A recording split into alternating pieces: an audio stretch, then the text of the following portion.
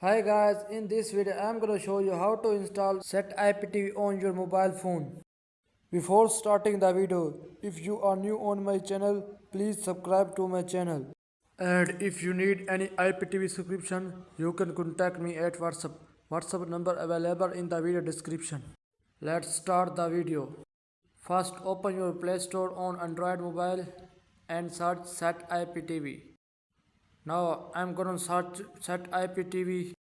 Now you can see the Setiptv on top. Click on it and install it.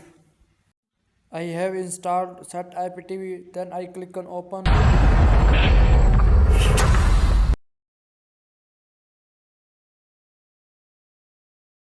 Now it show the MAC address. Give the MAC address to the subscription provider and get your IPTV subscription. If you can't have any provider, you can contact me at WhatsApp. I will provide you the subscription. Thanks for watching.